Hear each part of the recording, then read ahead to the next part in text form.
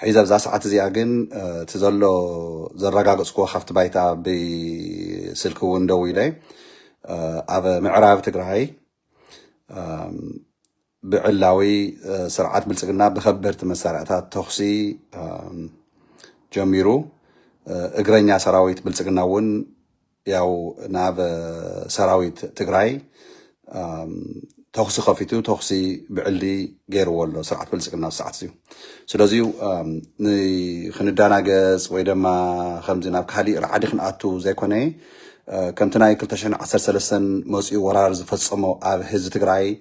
دقيم اي فصمن ازي كنامن كللنا اب دغه زلنا نكون اب وشتي كلنا تغارو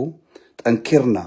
ምስ መንግስትና ምስ ሰራዊትና ምስ ህዝብና ምስ ውድብና ሕወሓት ተሰሊፍና ክንቃለስ ክንመክቲና እዚ ካን ናይ መጨረሻ ተዓዊትና ንወፀሉ እንበር ንሕና ንጠፈሉ ንወርሰሉ ካብ መዲጋስካር ተሰዲዶም ዝመጹ መንነት ዘይብሎም ታሪኽ ዘይብሎም ቋንቋ ናይ ባዕሎም ዘይብሎም ፊደል ዘይብሎም ብላትን ዝጥቀሙ ናይ ስርዓት ብልጽግና ኦሮሞማ ኣብ ሰሜን ዘሎ ህዝቢ ምሓራ ህዝቢ ትግራይ ህዝቢ ኤርትራ ከምኡውን ሱዳን ለኪምካ ንዚ ህዝቢ ዝየዳኺምካ ዓባይ ኦሮሚያ ሃኒጽካ ዓሰብ ተቋጻጺርካ ንምስፍሕፋሕ ዝሰርሕዎ ዝጸንሑ ምስ ዩናይትድ አረብ ኤሚሬት ኮይኖም ኣብዚ ሰዓት እዚዩ ናይ ኣጋሞት ስርዓት ብልጽግና ናይ ኣጋሞት ዕላማ ናይ ጻድቃን ናይ ኣጋሞት ዕላማ ናይ ባንዳታት ትግራይ ኣብ 4 ኪሎ ዘለው መዓልቶም የብቅዕ ስለ ዘሎ ኣብዚ ሰዓት እዚዩ ብምዕራብ ትግራይ ኩናት ተጀሚሩ ኣሎ ብዕላዊ እግረኛ ሰራዊት ብልጽግና እውን ናብ ምንቅስቃስን ብኸበርት መሳርያ ተጀሚሩ ዝነበረ ሒዚ ከዓ እግረኛ ሰራዊት ናይ ብልጽግና ተኽሲ ጀሚሩ ምስ ሰራዊት ትግራይ ብዕሊ ኩናት ተላዒሉ ኣሎ እዚ ክትፈልጥ ኣለካ ሕድሕድ ትግራይ ዓለም ሙሉእ ዘለኻ ንሕና ሰቂልና ድሕሪ ሒዚ እናሸፋፈንካ ገለ እናበልካ ዝኸውን የለን ኣብ ትግራይ ውሽጢ ዘሎ ዘይፀረየ እውን ሒዚ እውን እናፅረይካ እቲ ብደገ ዘሎ ፀላኢ ግን ንጹር ስለ ዝኾነ ፅባሕ ንግሆ እንታይ ከም ትወልድ እታ ነገር እዚኣ ግን ንፈልጣ ኢና ከም ናይ 2013 ኣብ ትግራይ ኣትዩ ዘባሳውሶ ትግራዋይ ድሕሪ ሒዚ ከም ዘየለ ብሰራዊት ትግራይ ኣነ ከም ሓደ ትግራዋይ ተቃላሳይ ወይ ድማ ኣክቲቪስት እምነት ኣለኒ ክብሪ እውን ኣለኒ ንሰራዊት ትግራይ ስርዓት ብልጽግና ናይ መጨረሻ ዝእለየሉ ኣብ መቃብር ፀላእትና ከኣን ህዝቢ ትግራይን ህዝቢ ኤርትራን ሰላም ዝረኽበሉ ስደት ዘውቅዐሉ ግዜ ኣብ ቀረባ ግዜ ይመፀሉ እዩ ስለዚ ኣነ ሒዚ እንዳጋጣሚ ከምቲ ለኩም ዘለኹ ኣብ ኣሜሪካ ድቃስ ሰዓት ስለ ዘሎ መብዛሕትኡ ደቂሱ እዩ ዘሎ ኣነ ባዕለይ እውን ያው ኣብ ስልክን ናብ ተፈላለዩ ነገራትን ስለ ዝፀናሕኩ ግድም ኢለ ነይረ ግን ነቲ ዝከታተል ዘሎ ዓለም ሙሉእ ዘሎ ትግራዋይ ኤርትራዊ መቃልስትና ኣሰራርፋኹም ተጋጊኹም ፀናሕኩም እውን ናብ ልብኹም ተመሊስኩም ኣብዚ ሰዓት እዚዩ መን እዩ ወዲ ዓድዋ መን እዩ ወዲ ራያ መን እዩ ወዲ ሕሞራ መን እዩ ወዲ ራማ መን እዩ ወዲ መቐለ መን እዩ ወዲ ውቕሮ መን እዩ ወዲ ዓዲግራት መን እዩ ወዲ ዛላንበሳ መን እዩ ወዲ ኮይሓ መን እዩ ወዲ እንድርታ መን እዩ ወዲ መኾኒ መን እዩ ወዲ ማይጨው መን እዩ ወዲ ኣላማጣ ጥንቡጋ ወጀራት እናበለ ዝሓትት ዘይኮነ ፅንተት ሒዙ እውን ኣብ ተጋሩ ንኽፍጠር ትግራዋይ ንኽጠፍእ ንኽንበርስ ንሕና ተጋሩ ስርዓት ብልጽግና ብዕላዊ ኩናት ከፊቱ ኣሎ ኣብ ትግራይ ኣብ መሬት ትግራይ ዝብለኩም ኣለኹ ኣብ ምዕራብ ትግራይ ኩናት ብዕሊ ከፊቱ እኒሄ ስርዓት ብልጽግና ስለዚ ኣብ መቐለ ዘለካ ህዝቢ ትግራይ ኣብ ዓድዋ ዘለካ ህዝቢ ትግራይ ኣብ ተንቤን ዘለካ ህዝቢ ትግራይ ኣብ ኣክሱም ዘለካ ህዝቢ ትግራይ ኣብ ራማ ዘለካ ህዝቢ ትግራይ ኣብ ሽረ ዘለካ ህዝቢ ትግራይ ኣብ ሸራሮ ዘለካ ህዝቢ ትግራይ ኣብ እንዳባጉና ዘለካ ህዝቢ ትግራይ ክመፅእ ናብ ኣላማጣ ናብ መኾኒ ናብ ማይጨው ናብ ዋጃ ናብ ጥንቡጋ ክቕፅል ብኡ ገይረ ዶ መዓት ዘይፀዋዕኽዎም ቦታታት ናይ ትግራይ ጥንቃቄ ኩልኻ ትግራዋይ ግበር መራሕቲ ትግራይ እውን ጥንቃቄ የድልየኩም ኣኼባ ይኣኽለኩም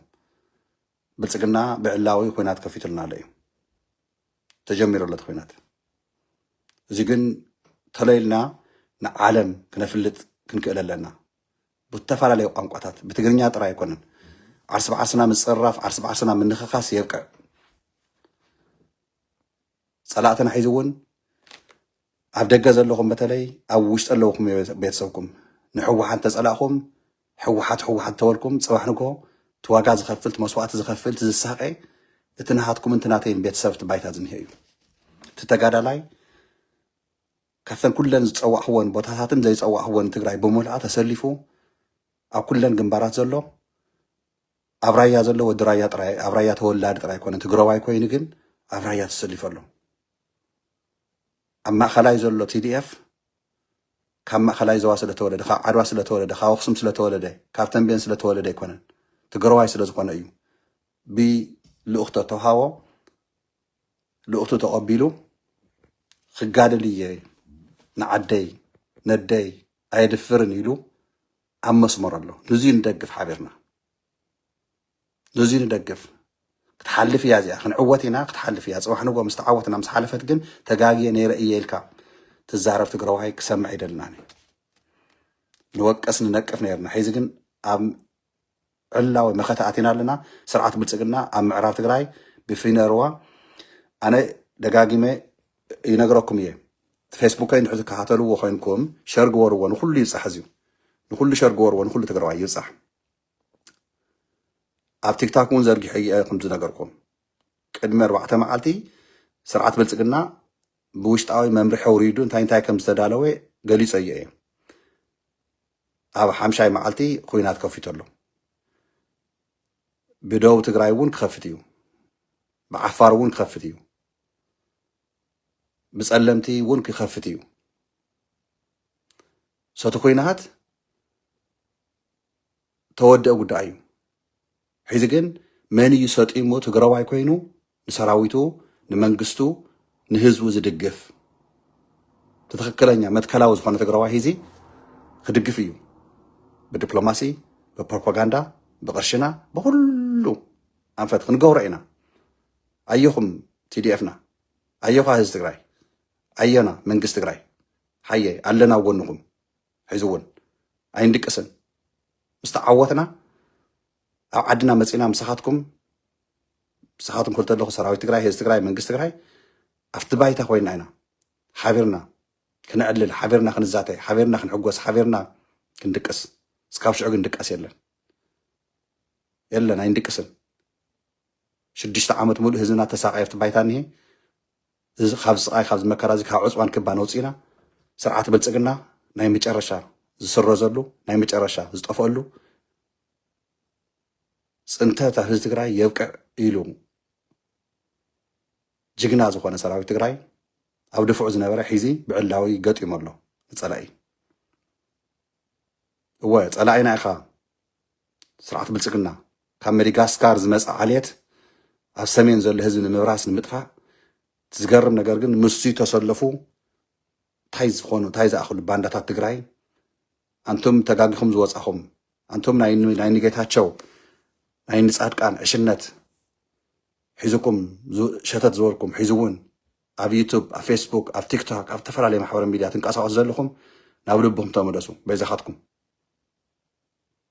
ምንተት ህዝብኩም ምንተት ህዝብና ምንተት ስድራኹም ኣብቲ ባይታ እኒሄ ምንተት TDF ወገንኩም ኣብቲ ባይታ እኒሄ ኢልኩም ናብ ልብኩም ተመለሱ ሒዙ እውን